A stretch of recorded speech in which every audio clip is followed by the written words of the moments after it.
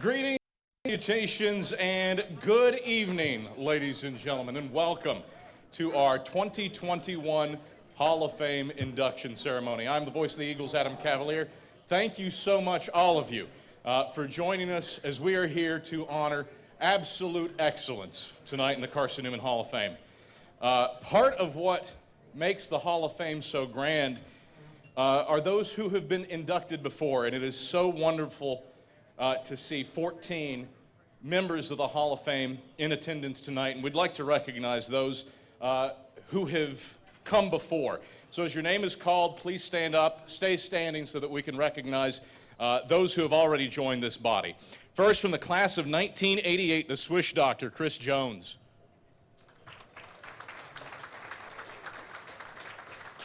From the class of 1990, Gil Luttrell.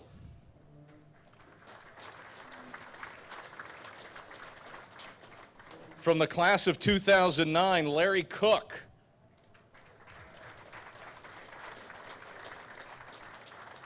From the class of 2010, Mac Lambert. Also from the class of 2010, Steve Williams.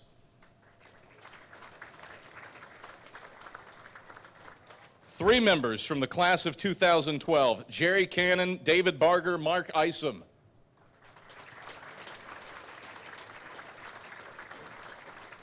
We've got two here from the class of 2016. That's Mike Clowney and Gene Lively. And finally, four from that class in 2019, Jim Deaton, Bill Mitchell, Mike Turner, Mike Whitley. How about a round of applause for all the Hall of Famers in attendance tonight? And thank you all for coming back and being invested in Carson-Newman athletics. Now, it is time to recognize the 21st class in the Carson-Newman Hall of Fame, and we will begin with Sheree Buford Anderson. The first NCAA All-American in Carson-Newman women's basketball history. Sheree was a three-time All-SAC performer and helped the women's basketball program to a trio of NCAA tournament appearances and a Sweet 16 berth in her senior season.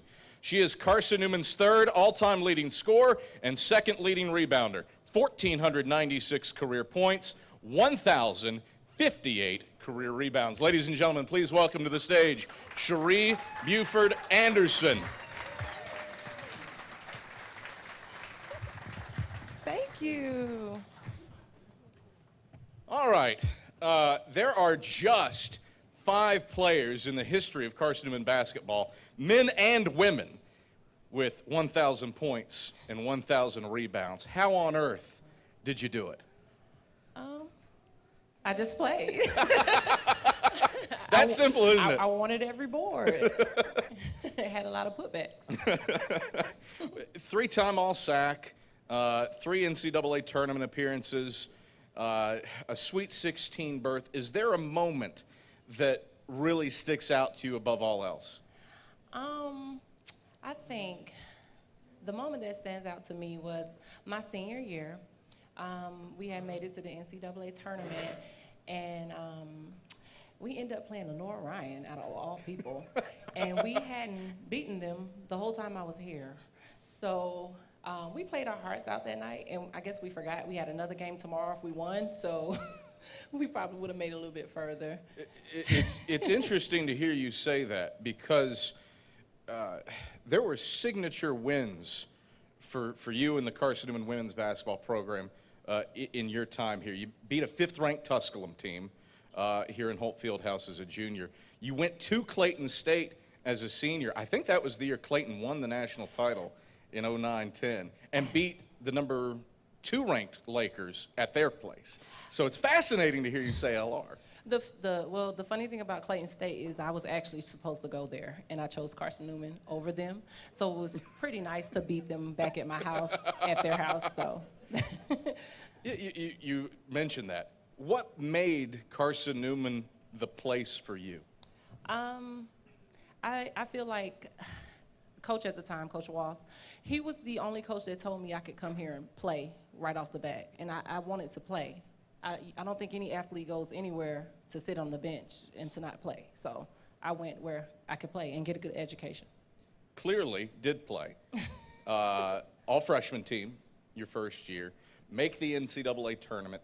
Were those expectations even in your mind? You joined a team that was coming off a 16-13 year the year before.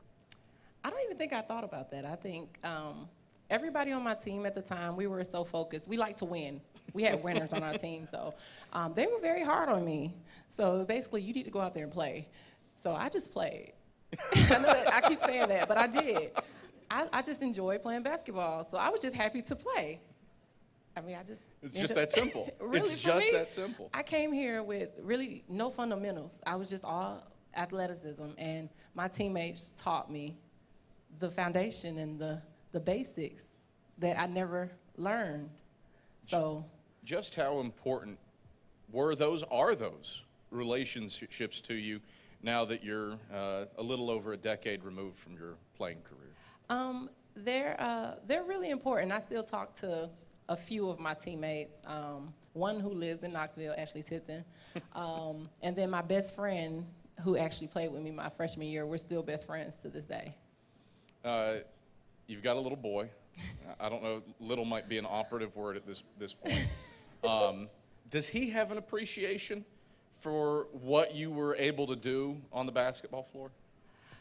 He tries to play me all the time, and I let him know it's because of him that I really can't play anymore. So he likes to watch me play, but amazingly, he wants to do golf, tennis, and soccer.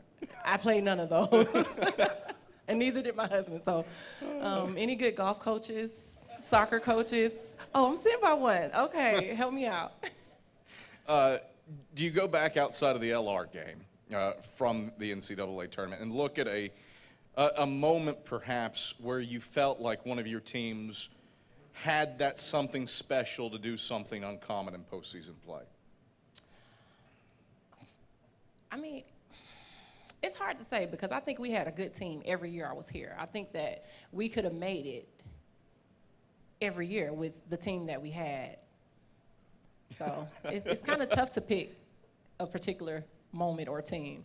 One of your assistant coaches, now at the helm of the women's basketball program, Mike Mincy, what's that like to see him take on that role and have women's basketball performing at a level where you guys established something back in the day?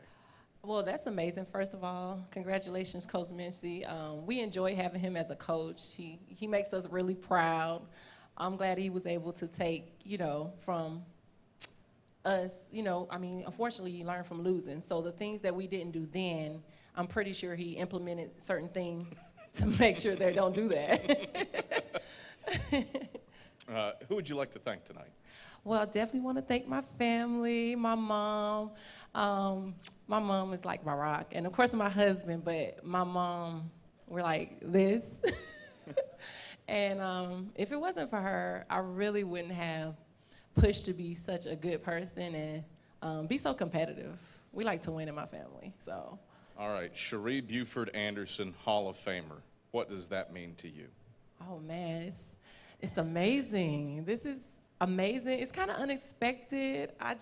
Wow, I'm really excited. I can't really show it right now, but I'm very thankful for the honor and for everybody who voted for me and all you all as well. Y'all have been so amazing. So I want to thank everybody. Officially, let's welcome her to the Hall of Fame, Sheree Buford Anderson.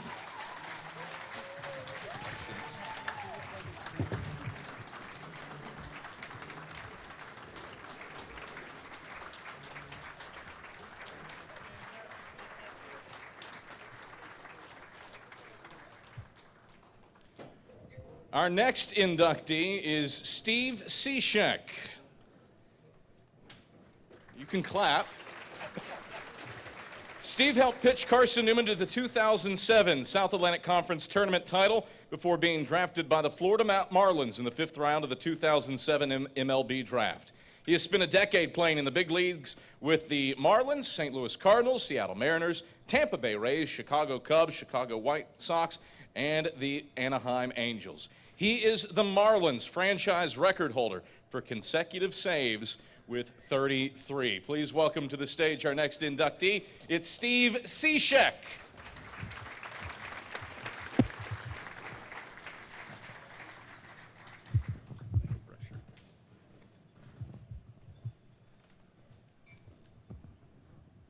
All right.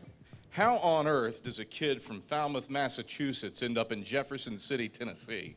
Yeah, I had a little help with that one. I had a former college coach helping me out, Tom O'Connell, and he gave me a list of schools, and he thought I was, D2, D3 caliber player, and I just wanted to go down south to play somewhere, and baseball is pretty much all I knew. I didn't know what I wanted to pursue. I was going to be a PE teacher. Carson-Newman happened to be a liberal arts school, and I was told it was a great school to go to, good baseball program.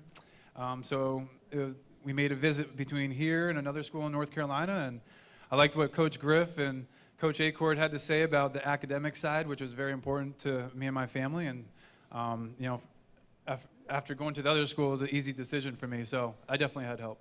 I think when anybody brings up the 2007 team, what immediately comes to mind is playing 3 games in one day to win a SAC tournament title, something that the South Atlantic Conference has put in rules to prevent from really happening again. No kidding. You woke up at 9:36 a.m.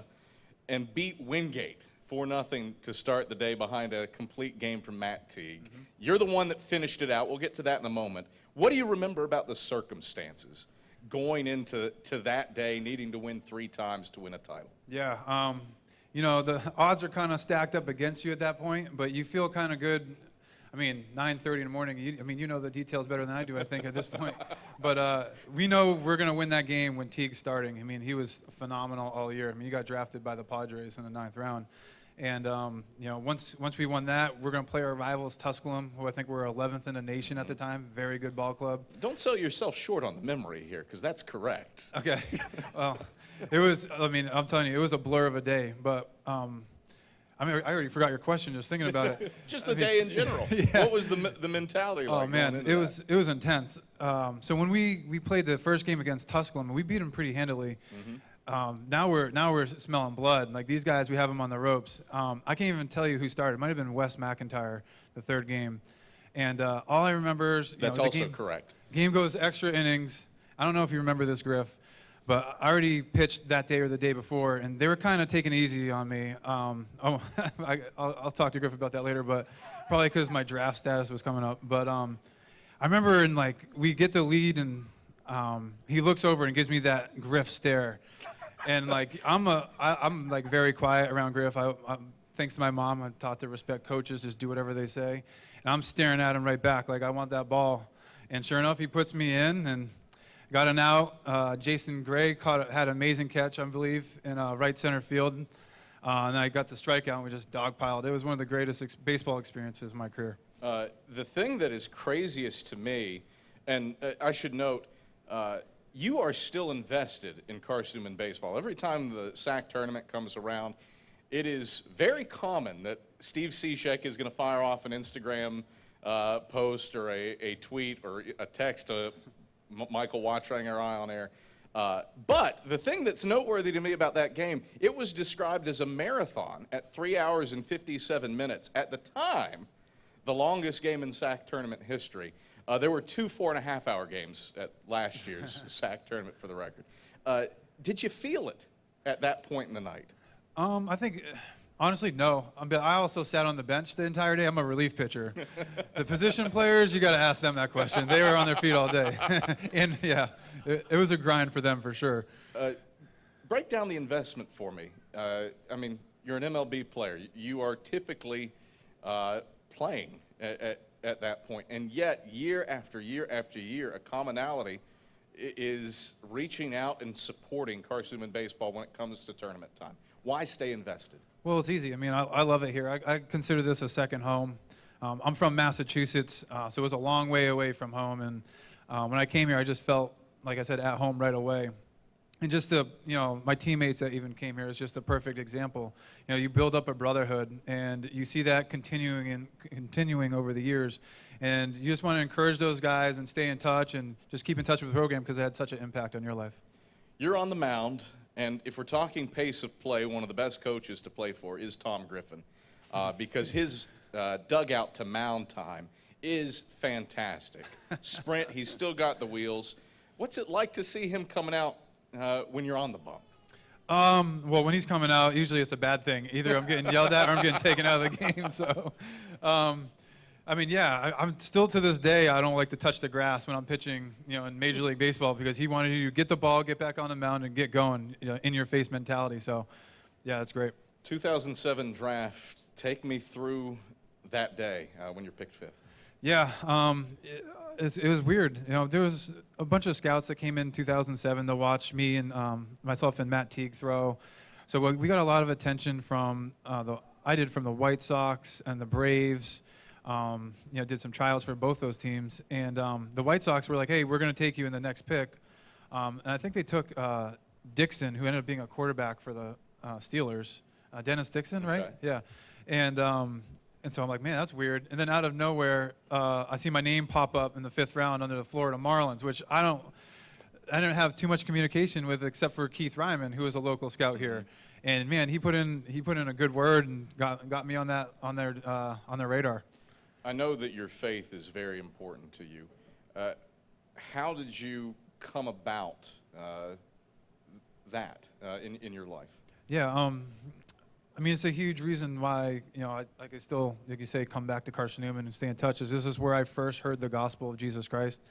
I made a profession of faith back then.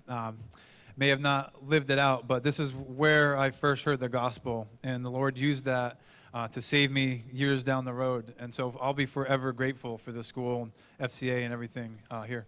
How, to me, it's uncommon. There aren't a lot of professional players that are so open about their profession of faith. What's it taken to have that at the forefront of your life in a world where it's not the most frequent thing? I think it's just what the Bible talks about in fear of man. We all have it to some degree, I think. We're not all the Apostle Paul, but for me, I know it could be an issue. And so to combat that, I want to make sure I search the scriptures and help myself think through those things and kill that sense of pride in my heart when I don't want to, share my faith. And for, posting in social media is not as personable, I guess you can say, but it also is a good way for me to, push through that any sort of fear you have and just be a light to other people. And you want to care for their souls too. You want to see them get to heaven. I don't have a good segue for this, and it feels sort of inappropriate given the last question I asked, but I'd like a tight shot on Steve's socks. Oh, yeah. If we could get this. Yoda on the socks. Yeah. Why? I forgot to pack dress socks, so I went to Walmart before I came here and saw the Star Wars selection. And so I put out a Twitter poll, my first tweet in probably, a year. And the winner of the poll is between this, Darth Vader, and I think the Resistance or something. And Yoda came out on. Well, that's good to know. Yeah. That's good to know. Who would you like to thank tonight? Oh, man. Well, the school, first of all, like I said, I'm thankful for Carson-Newman, the teachers, staff, Coach Griff, of course, Lord and Savior Jesus Christ. And, my family, Marissa is here, Emmy and Avery over there, my mom, Susie, and my dad, and my teammates. Wouldn't be up here, be here in this seat, without them. So I'm super thankful for all of them. Steve Seashek, Hall of Famer. What's that mean to you? It's humbling. It really is. When I got the phone call, I was floored. So it's a tremendous honor. I think the world of this school, and I'll always be an Eagle for life. So thank you. Ladies and gentlemen, Steve Seashek, officially welcome him to the Hall of Fame. Thanks so much.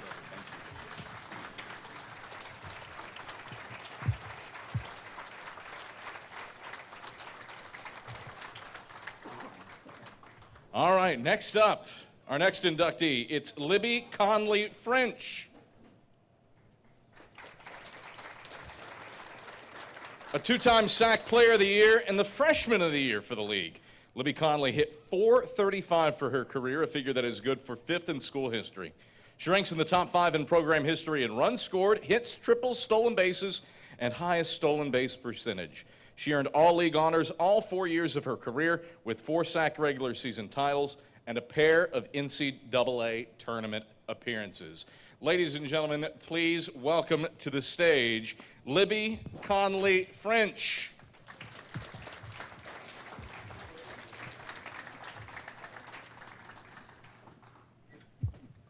Thank you.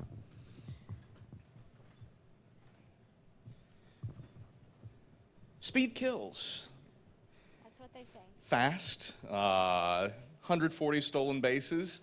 That's getting up and down the base paths a little bit. Pretty quick, I mean, fastest of the first 3, no doubt, to this stage. Where did you get your skills on the softball field? How did you learn about the game? I started playing softball at an early age, and I actually started in a league where a lot of girls didn't really play. So I played a lot of baseball until we were able to open up like a girls' league organization, and then once that was established, then I moved over and started playing girls softball. Did you feel like the baseball background helped? Definitely helped me get a competitive edge, because if I wanted to play, I had to be better than most of them. So I think that's where that started. Local, Maryville, William Yes. Blunt. Was it a no-brainer to come to Carson-Newman in the mid-90s? No, we kind of went back and forth. I thought about University of Alabama, Birmingham. I went down there, wanted to play some basketball, and the more we drove, the more homesick I got. And on the way back, I thought, I can't do this. And so then I started visiting some local schools, and when I came here, I fell in love, and I wanted to be here, and I'm very glad that I did. What was it about this place that you fell in love with? It felt like a family. It felt like a community. It instantly, just meeting with the coach and the assistant coach and some of the girls, and it made me feel like home. And that's really why I decided to come here. The stats that you put together are just insane. As a sophomore, you hit .575 against league competition. How? I had one job. That was to get on base. And when you break it down in those simple terms and you know that that's your job, that's what you do. I am aware of exactly one walk-off inside the park grand slam home run. And it's over here. SAC tournament, I believe your sophomore year against Mars Hill, sophomore or junior year. I think sophomore. Down 3-0 to the Lions over at Catawba. Break down one incredible moment where you clear the bases and walk it off in tournament action. Yeah, that's probably one of my most memorable moments. When my girlfriends and I get together, we talk like that. Usually comes up in conversation. I know the bases were loaded, and I think there was probably 2 outs. And It's been a minute. We can say that there were 2 outs for the sake of the story. Well, no, I'm fine with that. Let's get it right. Sadly, the pitch-by-pitch box scores from 1997, they may or may not exist. All right. Oh, they don't exist. So, And I can say whatever I want. yeah, you can. You're in the Hall of Fame. You can do whatever. I'm No. fine with it. No, I remember just thinking, if you get on base, I'll take care of it. I mean, I can remember that process in my mind. And so I think the sign was for me, like I wanted to hit, but that was not. So I did what my coach told me to, and she was right. And I just remember thinking, I'm not stopping. I'm not stopping till we win. You have one of the more interesting collegiate careers out there. Played from 96 to 98, took a 3-year hiatus, and then came back in 02. Did it take long to get back into the swing of things? So I started training early on, and I tried to stay in shape as much as I could before. When I got here in the fall, I think one of the girls called me grandma, which was fine. I was okay with that because I respect my grandmother. But anyway, I could hang with them. I mean, they found that out fairly quick, and we became a team. And actually, one of my best friends was on that team. So over the course of those years, I established a lot of relationships that I'm closer with my hometown friends than I am with them. The level of consistency through your 4 years, not just for you, but the team in general, you lost 4 conference games in 4 years. Why? Why were you and your teams able to be so consistently good? I think chemistry has a lot to do with it. I think putting people in the right positions and in the right situations at the right time for them. I have a lot of respect for Coach Kazee and Coach Graves too. I mean, you trust them to put people in the right place, and I think we had a lot of chemistry. And I mean, it takes more than one person to make those types of records, and we were lucky enough to care and love for each other and share that bond, and we all want to win. 40 stolen bases as a sophomore, 140 for your career. How many did you steal without the steal sign on?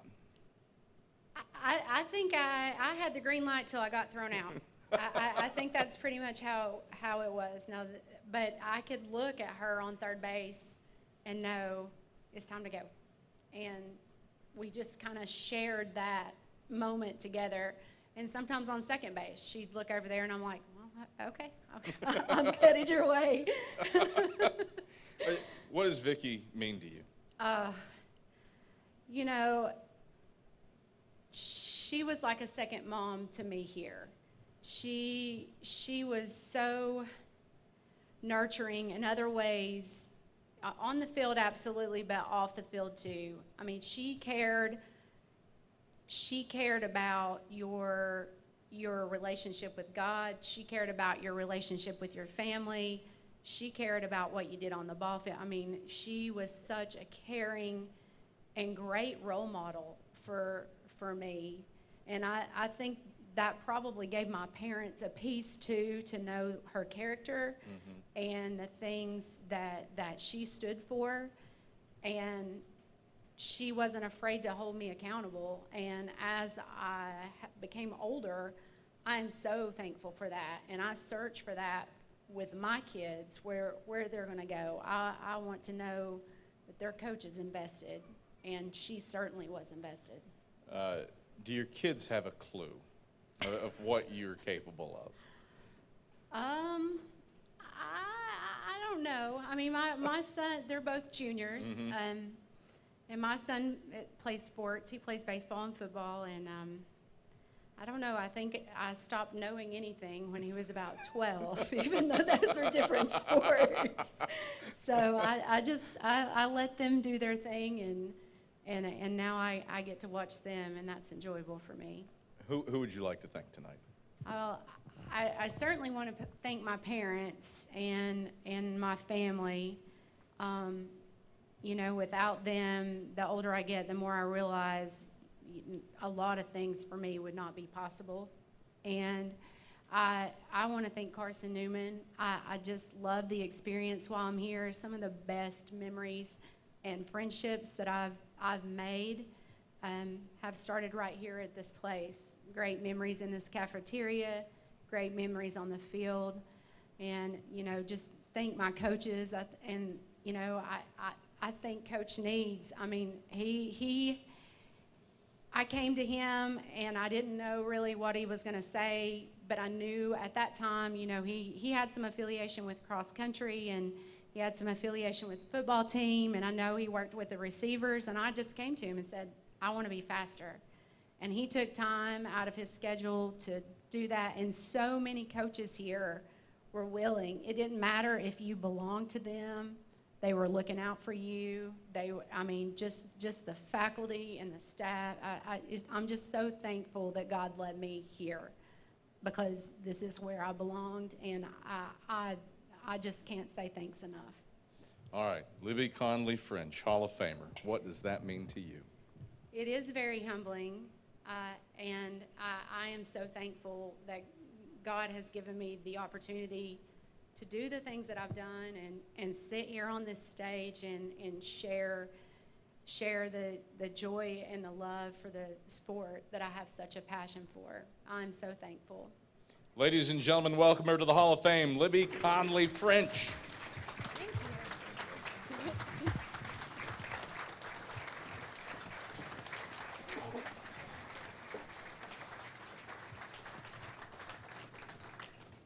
Our next inductee is Jabez Floyd.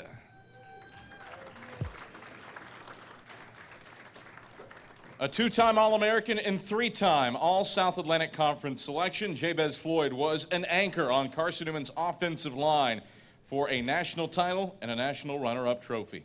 Jay Floyd cleared the way for 7,236 rushing yards in his final 2 years with the program, and he has blocked for a fifth of Carson-Newman's top 25 all-time rushers. Ladies and gentlemen, if you would please welcome to the stage from Carson-Newman football, Jabez Floyd.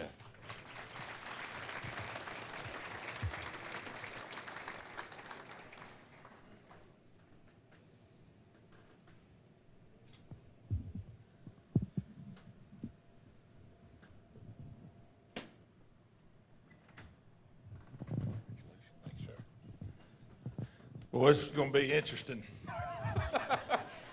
Should I just leave? I mean, I can. You got to make up stuff for our offensive line. Oh. Get stuck in this chair.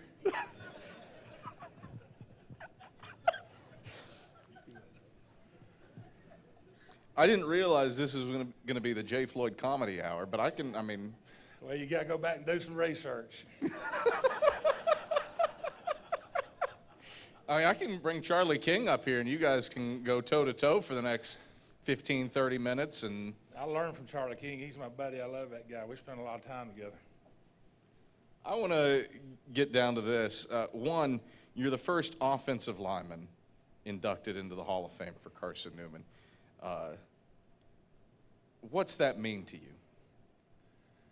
Well, it means more about my relationships with the guys that are in here, and there's a bunch of guys that surprised me that came tonight that I played with, and it means more to me about those relationships and the coaches, because you know we're in this thing together, and you end up somehow or another loving each other whether you like it or not, and having an incredible relationship with them. And you know, that part of it is more significant to me. It's an honor, you know, but you have to be careful with that. You know, Bible says to store your treasures up in heaven, and it's real easy for us to take that opportunity from God and take that treasure here. I don't want to take that here. So you have to be real careful with that too. And you know, the one thing that I do want to say, you know, offensive linemen, they're different characters, but there's a lot of base about those personalities and a quiet leadership kind of thing. And my big thing here tonight is I just want everybody to know that, you know, that God loves you. He loves you regardless of where you are right now, whether you have a relationship or not. He loves you, and there's nothing that you can do to make him love you more than what he loves you now. There's nothing that you can do to make him love you any less than what he loves you right now. That part is consistent, and I'm just grateful. Adam, I really am. I'm overwhelmed, and I'm grateful. You took a circuitous route here. Spent 1983 blocking for a Heisman Trophy winner at the University of Georgia. But then you told the Harwell's son that Ken Sparks is the reason you came to Carson-Newman. Why is that? I had been through the recruiting gamut. I've been to UCLA. I've been to every university that you could think of when I was getting recruited, and I didn't handle it right. I didn't pray about it. I didn't not saying anything against University of Georgia. University of Georgia was great, but that was a spiritual decision with me when I left the University of Georgia.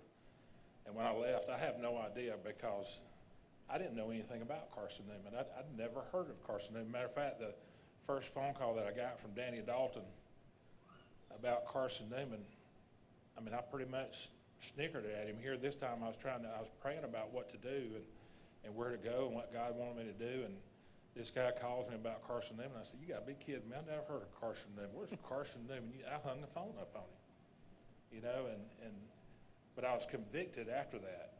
And, you know, back then you only had landlines. There was no cell phones. But I just started praying then. I wish that guy had called back. There was just something about that phone call, my conversation with him. Well, Coach Sparks called me back the next week, and this time I listened.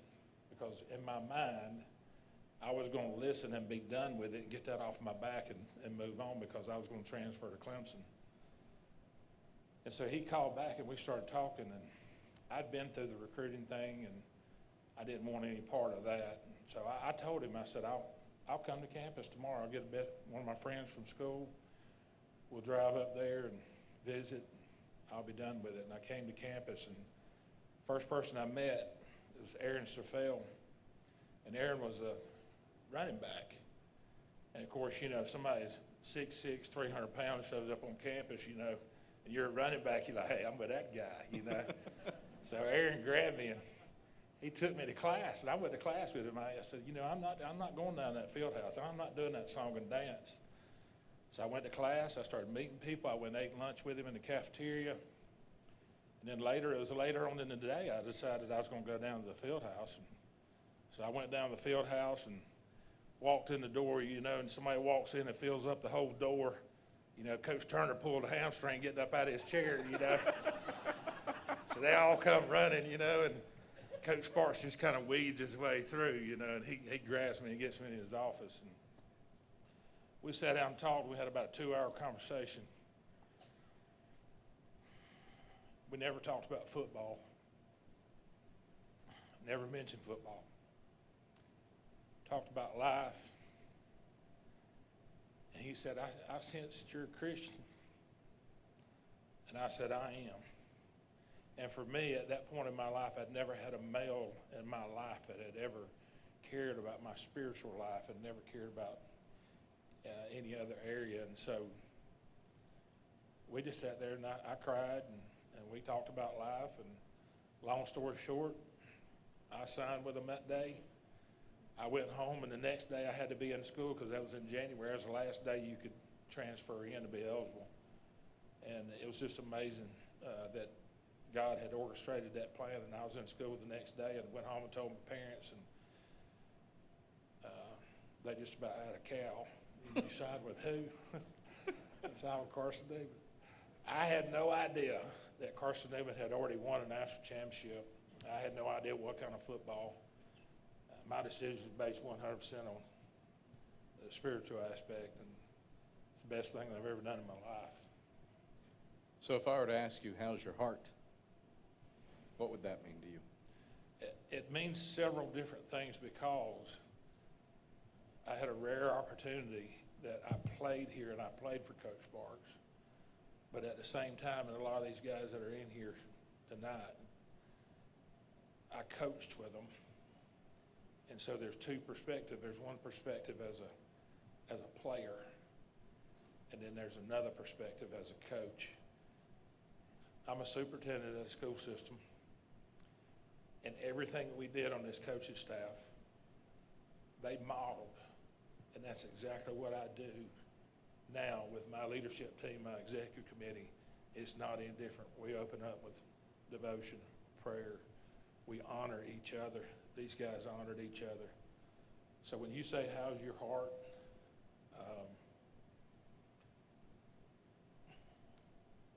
I think about Coach Sparks. What does it mean to you to join this body and go in with Charlie King, and Mike Schlechter? I couldn't think of two better.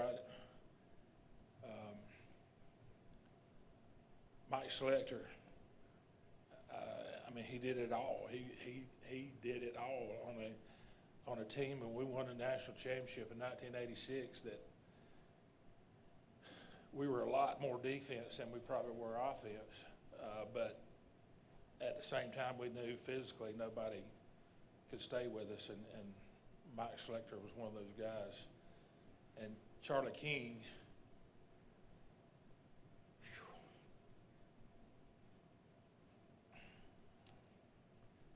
Charlie and I got to know Charlie when I started coaching, and we'd wood carve together on Thursday nights. I think I've heard about every story that he's got to tell, and I also learned a lot from him about life. I got a cross that he carved in 1993, and I carry that cross in my pocket still this day. You left to go join the coaching staff and be a teacher at West Rome High School after graduation. And then pretty much after a year, returned. Right. Was it easy to come back? Was it an easy decision? It was an easy decision based on a two-way deal. Situation at Carson-Newman made it easy, but at the same time, in Rome, Georgia, West Rome and East Rome High School have been rivals for many, many, many years. And I was coaching at West Rome, and they merged the two, and so really it was kind of up in the air what the coaches were going to do. So that made it easier. But at the same time, I knew it was, when Coach Sparks called me, that was a no-brainer. The thing that is staggering to me is the educational process that Carson-Newman provides. You've been a principal superintendent for 3 decades, and the cradle of coaches that this place has generated through the years is just astonishing. What is it about Carson-Newman that leads this place to produce people such as yourself who are able to go out and teach at an elite level in this world and coach in this world? Well, you learn how to be a nurturing person. You learn how to care about people. You learn how to love people regardless of where they are. And, you know, the majority of these guys that are in here tonight that all came, they're superintendents, principals, teachers. I have some that work for me that are here. And you got to be a nurturing person as an educator. You got to be able to love people just like they are, regardless of where they come from, you know, and regardless of their situation. You got to have a lot of understanding, and I think that nurturing thing comes from Carson-Newman. You know, Peggy Hikes, Bob Trenholm is back here. I mean, I could go through a lot of doggone professors that were here that taught me a lot about life, a lot more about life than any academics, and I think that's the valuable part. Who would you like to thank tonight? That's hard because there's just so many. If I had them to stand, about half the room to stand probably, and it's just so difficult. But I'm so thankful to every person. Chris Jones sitting there too. I mean, I look around the room and there's just so many people that had an impact on my life. I'm thankful for my parents that they allowed me to come here. I met my wife here. She was a 4-time all-conference tennis player. I got to pump that up a little bit. And so I met her here, and I was walking back from practice one day, all hot and sweaty, had my helmet in my hand, and she's going to kill me.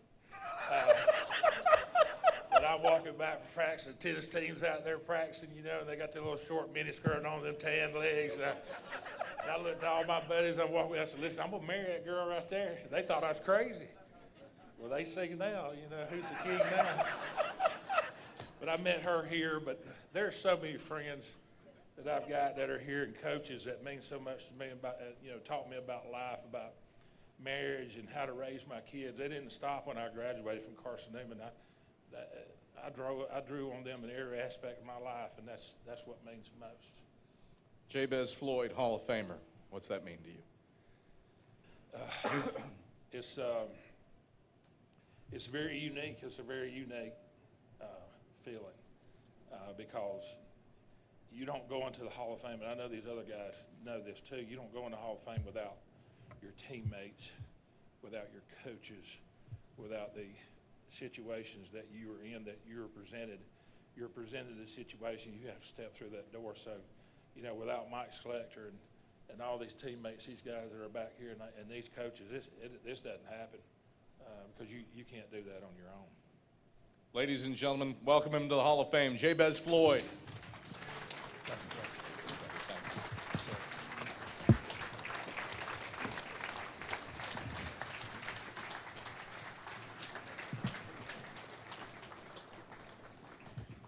Our next inductee is Charlie King.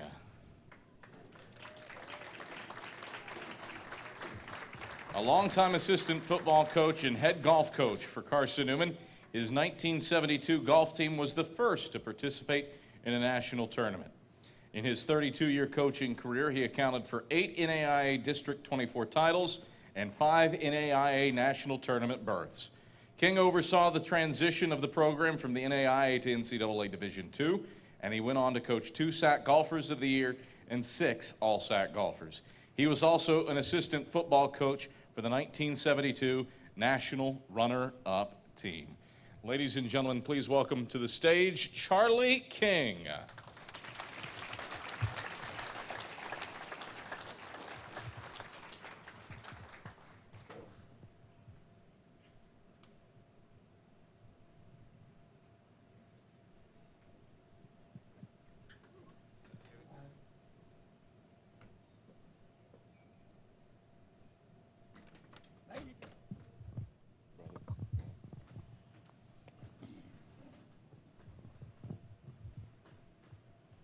Let me say, I was an offensive line coach. I drooled over people like Jay from Floyd. I didn't have opportunity to coach anybody that big, but I'd love to have.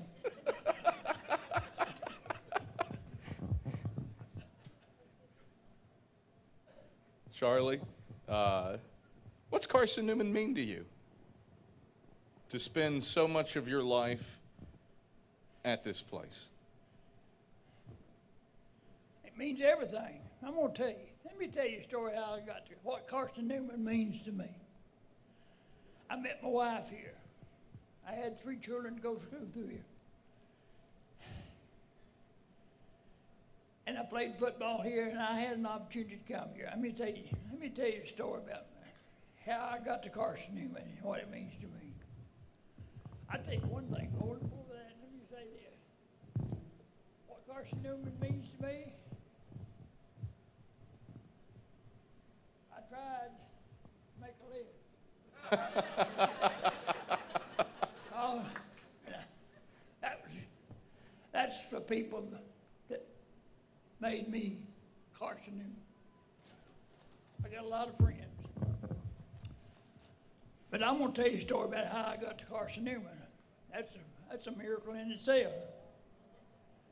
I played football at Rockwood High School, and our bigger rivalries was Lenore City High School, where Coach Roy Harmon was coaching at that time. I played against him 3 years, and then in my 4th year, I was in the National Guard and got activated into the service. So I was gone about 3 years from the time I played with football in high school. Well, I got out of high school. I got out of the Army. I didn't have a diploma from high school. I didn't know what I was doing. I was flapping around everywhere. I was working for my dad in a furniture store he owned there in Rockwood. And one day I was in there by myself, and this gentleman walked in suit and tie and all that. I said, "Could I help you, sir?" He said, "Yeah, I'm looking for Charlie King." I said, "Do you know him?" I said, "Yeah, I think I can find him. Do you want to see him?" He said, "Yeah, I'd like to see him." I said, "What do you want with him?" He said, "I want to offer him a football scholarship to Carson-Newman College." And I said, "Wow, you just found him." Coach Roy Harmon remembered me for about 3 years there that I didn't play against him in high school. And that's how I got to Carson-Newman. You think of all the relationships that you've made through the years. Just how meaningful, from the professors to the coaches, are those to you in your life? You know, Carson-Newman is the people. And I had a lot of help from administrators. Dr. Fatt was great for me. I had faculty members that took me under their wings and helped me along. Sometimes it wasn't fun, but I made it, and they helped me along. It's the faculty and the student body. It's just a great place to be. I don't know of any better place on earth to be than Carson-Newman College. I'll even include the custodians and nobody. It's just great. Golf coach for 30 years. Yes. What's your favorite bit from the links? From all the NAI district tournaments, the national tournaments, do you have a moment after all these years that sticks out to you? Right offhand, I can't think of that. So you know something other? It took me 90 years to get where I'm at here today. So I don't think too well. So it'd be fair to say then that it's everything. It's everything. It's everything about God. It's a people thing. It's just people. It's not the bricks and mortar. It's the people that are Carson-Newman. The thing that sticks out to me is just how much change you got to witness through your career, from Yes. the TVAC to the Smoky Mountain Conference to the SAC, from NAIA to Division II. I saw some big changes in my career at coaching. I had people like Matt Lambert there. Let me say this, Kendall Morgan sitting out there, he's just like a brother to me. And he told me, he said, if you go to Carson-Newman, I'll go. And so we came up here, me and Kendall, we played football for 4 years. Mac Lambert, all them people. Let me say this too. My family has really been great for me. My son Chuck there and his wife T, granddaughter sitting there, isn't she pretty? And my daughter Kathy. They just take care of me. How important was this place in helping mold your faith? Just like I say before, it's everything. It molded me. It molded my life. I was out there floundering around, didn't know what I was going to do or where I was going to do or what I was going to do. And I had an opportunity to come to Carson-Newman College to play football. Of all things, to play football. Isn't it great? And I had 4 great years of football at Carson-Newman College. And the teammates I had then, the coaches I had then, it's unreal. That's it. Who would you like to thank tonight? I mean, I can take the list and read from it if you'd like. All these people here. And that's not all of them, that's just a few of them I can think of. But I love Carson-Newman. I always have and always will. Carson-Newman is a part of me. And I see Tom Harmon sitting back there. Coach Roy Harmon's son. Had to run him off the dummies every time we went to practice. Charlie King, Hall of Famer. What's that mean to you?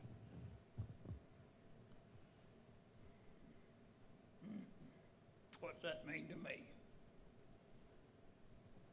It means everything, I guess. Again, it's just tremendous. I'm very humbled about it.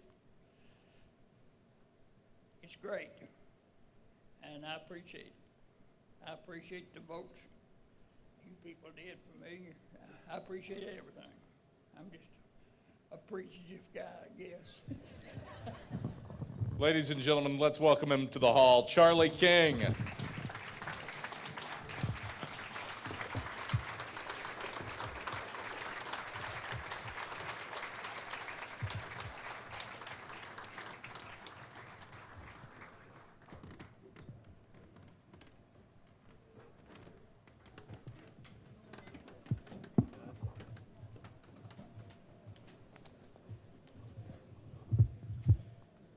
All right, we have come to our final inductee of the night, and it's Mike Schlechter.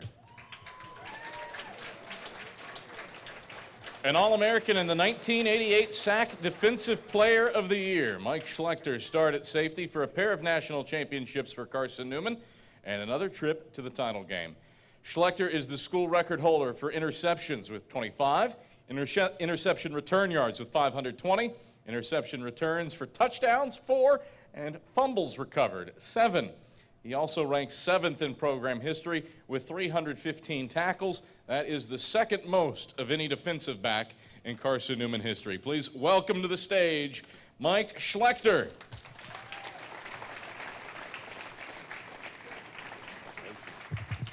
Let me tell Jay Floyd first. I didn't have to choose between Clemson and UCLA or Georgia. I can tell you that now when I was coming here. So just so we clear that up. And, you know, the other thing, the other, Chris, I think, you know, when I listened to his stats and all of the things that he did, it reminded me of a time I was in, when I first got out of college, I went over to my buddy's house. He said, bring your college tape. We're going to, you know, watch them. Okay, yeah. So it was VCRs then, and I get over to the house, and he pops his tape in. And he played for Auburn, and he's tackling Herschel Walker. I was sitting on the couch, and I slid my tape under the couch. Where's your tape at? I left my tape at the house. I'm sorry. Anyway. You know, I thought Jay Floyd was the trash talker, but you're coming out here guns ablaze. Oh, I can roll. I'm good with them, with those two. But they are a tough act to follow, though, I'll tell you that. Just ask Coach Deaton. He heard a lot of this in our time together, I can tell you that. Let's start there. You go in with Jay Floyd. You go in with Charlie King. What does that mean to you? No, it's, you know, being the last is kind of tough because a lot of the things, I have the same sentiments a lot of the other ones said, you know, and really to me, and I talked earlier, it's more about the relationships. You know, I mean, I'm kind of embarrassed to say this, but, you know, I actually had 3 national championship rings.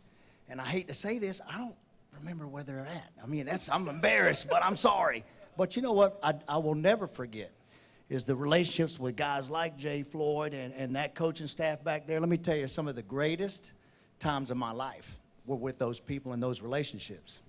When I think of the Carson-Newman secondary from the late 80s, it's insane. You, Joe Fishback, David Poole, Sammy Dixon. I think one could argue that all 4 belong in this body. What was that camaraderie like? 4 guys that could just flat out get it done. Well, as I told Coach Deaton, it made his life very easy earlier. But no, listen, that was some talent. There were some great guys there, you know, and it made my life easy on different things. You know, it was some quality guys, and and like Jay was mentioning, there's some quality teams. You know, there's a lot of talent. Like I said, I was here. I had 4.5 years, by the way. I have redshirted 1 year, but I participated in 3 national championship games. Now, when you think about that, we won 2 national championships and we lost rather embarrassingly in one of them, but that's pretty impressive when you look at that is the best you can do in what we did. And it was because of guys like that. 25 interceptions in your career. Is there one that stands out? Yes, there is. I mean, now that you say that, we're playing Liberty, and they're driving in, and the tight end ran a little crossing route, and I saw it, and I caught it about a yard deep in the end zone. 100 yards. So that one I'll always remember. So that one can only be tied. Pat Apke tied that. So anyway. The picks are one thing. I mean, that requires skill. The fumble recoveries are just insane. There's a 2014 USA Today article that took data on fumbles from FBS games over an 8-year period.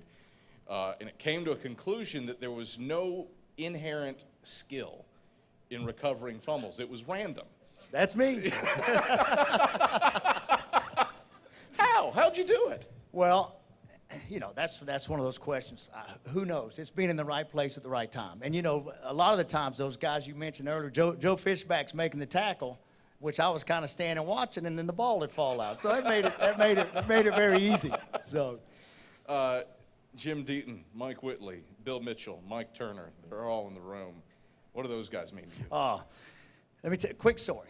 You know, first off, they all lied to me when I was at home. They told me this thing about a make good scholarship, which I didn't really know what that was, but I'm like, hey man, I thought I was the greatest thing since sliced bread. Well, I get up here, and there was 200 make good scholarships, guys in there. And they told us to go, I wasn't listening, but we're in the bleachers, and they told the scholarship players to go to the main locker room. So, I didn't know. I followed them to the main locker room. When I got up there, Coach Whitley's up there at the passing out equipment, and he had his little clipboard, and he says, what's your name? Schlechter. What's your name? Schlechter. I told you boneheads to go to the other locker room. And I'm like, hold on a second now. Really? A bonehead? Anyway, so that was a wake-up call for me. But in all seriousness, those guys right there, when you talk about somebody that cares for what you do, I've been very blessed in my life. Number one, I have godly parents, and they have been incredible rocks in my life. I've been blessed. I went to high school. I won a state championship, went to another state championship, had a great high school football coach. These guys are like fathers to me. It was probably one of the greatest blessings in my life to come to Carson-Newman and further a relationship with Jesus Christ, but also be around guys that were such solid guys. My son went to college, and he did not have near the same experience. I went to a practice one day and heard things that you probably shouldn't hear on a football field, and I never had to worry about that, never. So that was something that I'll always be thankful for those guys for. Take me through, you kind of alluded to it with the Make Good scholarships, but take me through your journey here. Well, that's, I had a buddy that taught me. He was coming up here, and he said, why don't we go play football? Okay, to Make Good. And it was Danny Dalton, as a matter of fact, that said that. So I came with him. And again, we went through the different things, and it worked out for me, but my buddy didn't stay with me 4 years, by the way. He was 1 year, and he was out of here. So anyway, but it was, like I said, it's one of the greatest blessings of my life. When did the title runs, when did those teams start to feel like they were set to do something special? Well, again, for me, and I think Jeff Joslin and Isom were on the 84. I think 83 was the first year. I got here in 84. And I redshirted my first year. I was actually came in, and they put me at receiver. And I was telling Coach Mitchell the whole time that I should be playing safety and the scout team when I was doing that. But we had 80, 84, 85. We had a tough year. Had a tough year in 85. I think we were 5-5. But then after that, we won a national championship 86. We went to Cameron and got smoked in 87, and then we won it in 88. Right here on this field. Well, not this field. The facilities are a little different than when I was here. I'll just tell you that. So, who would you like to thank tonight? Well, I mentioned a lot of them. I have some incredible relationships, lifelong relationships here. The coaches. Me and Coach Deaton spent a lot of time together. I probably gave him a lot of those gray hairs he has. I probably gave him a lot of those gray hairs. But them and Coach Sparks. Coach Sparks is an incredible man. He'll look you in the eye, and he's not afraid to ask you a question about who you are, where your heart is, and to be honest with you, I'm used to that, because I have a father that is exactly that same way. He has no problem asking you who you are, what are you doing, and how's your relationship with Jesus Christ. So, really, my family, my mom and dad. One of the other ladies mentioned, young ladies mentioned, didn't like to lose. Let me tell you something. Them two there do not like to lose. I don't care what it is. And they instilled that in us. But also, I tell some people, there's no man on the face of earth I respect more than my father. He walks it. He talks it. He eats it, breathes a relationship with Jesus Christ. And there's no better example. I'm probably the luckiest guy on the planet, because I've got so many. I went with Coach Sparks, was the same way. So I've had so many blessings in my life like that. Mike Schlechter, Hall of Famer. What's that mean to you? Besides what took you so long? No, I'm just kidding. I'm just kidding. I'm kidding. No, hey, listen, like everybody else said, what a honor to be. I was looking back and counting kind of the number of football players and different ones, and I don't know, it's 10 or 11 or 12, and that really holds a special place in your heart to say something that you cared so much about in your life. Football meant a lot to me from the time I was 8 till I graduated from here. It meant so much to me, and to be honored to say you're in the Hall of Fame, that's great stuff. Ladies and gentlemen, one more round of applause and welcome to the hall, Mike Schlechter. No, thank you, appreciate it.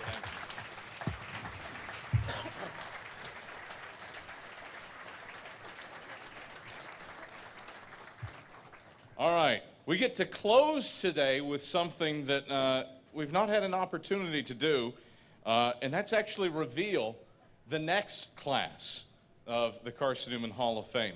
So in January of 2023, we will induct our 22nd class, and it will be, presuming everybody can make it, a 7-member class. In alphabetical order, going into the Hall of Fame in 2023, from men's basketball, Kyle Gribble. From softball, Jesse Howard. From football, Chris Jones. From women's soccer, Claire Ramsdale. A baseball coach, Gary Rundles. Baseball player and administrator, Alan Morgan. And from Carson-Newman football, Tyrone Westmoreland. That will be our class in 2023. Again, thank you so much for attending this event. To all of those of you who are inducted tonight, please come back for the future induction ceremonies. We love seeing you. We love that you're here. And to all those who have been inducted in the past and we're here tonight, thank you as we continue to honor excellence. The glasses that are on the table that have the Hall of Fame on them, those are yours to keep. Those are the giveaway item from today. Table to table, the centerpieces, if you can decide amongst yourself, those are for you to take as well. So please take the glasses, take the centerpieces. The inductees, stick around. Please come up to the stage. We will take a group picture of you. Again, thank you for attending. Please drive home safely and love and serve the Lord. Thank you.